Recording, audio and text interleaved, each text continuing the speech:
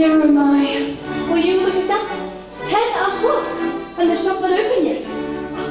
It's all because of the impending marriage, I tell you. What marriage? Oh, I thought you knew. Why, the marriage of Mrs. Levi is arranging between Mr. Horace Vandergelder, the well-known Yankees half-millionaire, and my employer and friend, Mrs. Irene Malone. Although if you ask me, he'll never take the place of the late husband. Mr. Peter Lloyd, may he rest in peace wherever he is. I'm not sure. He was, of course, you know. Oh, it's all too much with late husbands and new marriages, and on top of everything else, Miss Mortimer returning this hat for the 3rd time. Same old story. She wants more cherries and feathers. Cherries and feathers. To catch a beau, I suppose. Although if you ask me, she'd do better with a nice, heavy veil.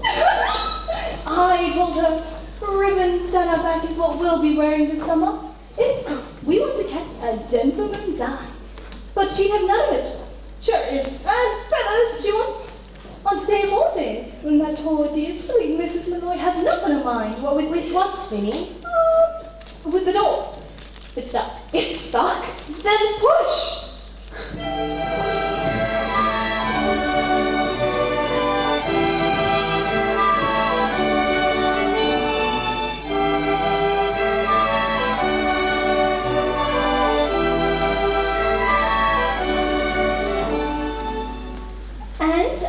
I was saying, Mrs. Malloy, I could bite out my tongue for the things I've said and the things I'm going to say.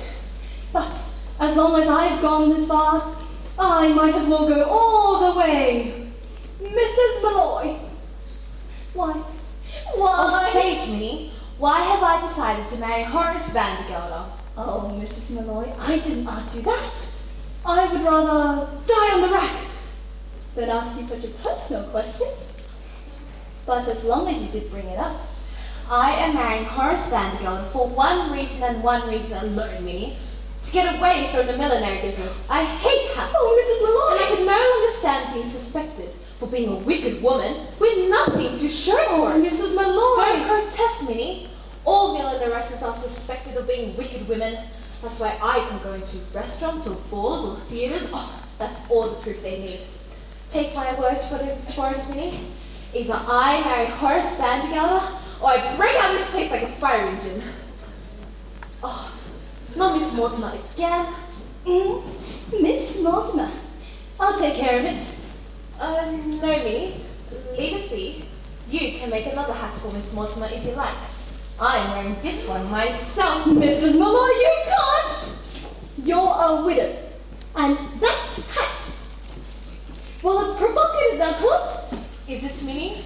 Well, who knows who may walk into the shop today. And provocative may be just what I want to be. Oh, Mrs. Malloy!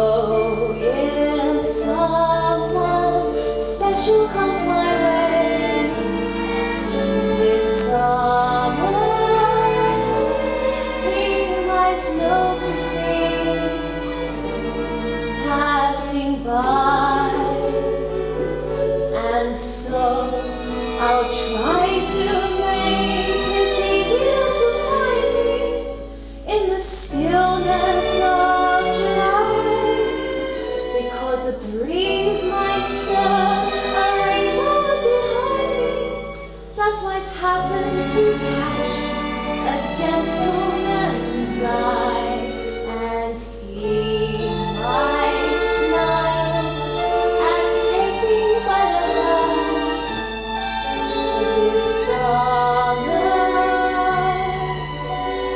making me recall how lovely love can be.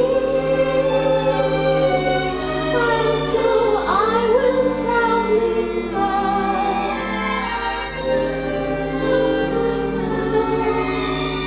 shining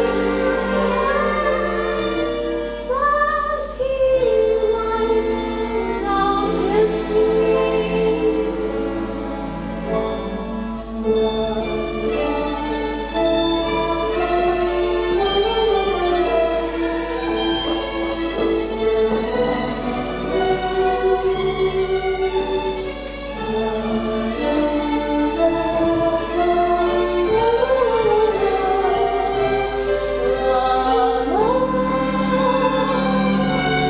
And so I will proudly wear ribbons down my back, shining in my hair, that he might notice me.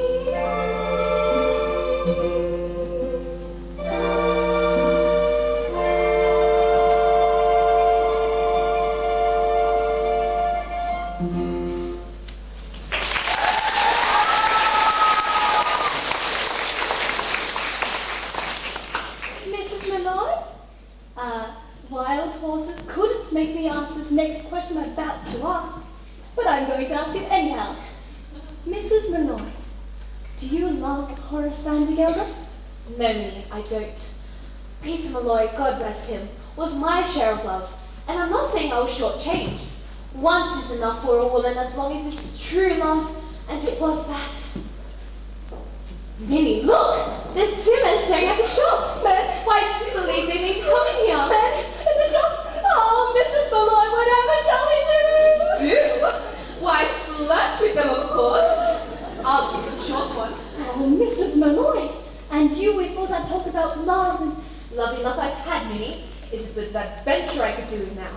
We'll get them all heated up and then drop them cold. It'll be good practice for married life. Now, you go into the workroom, Minnie. I know some ways we can perk up our appearances.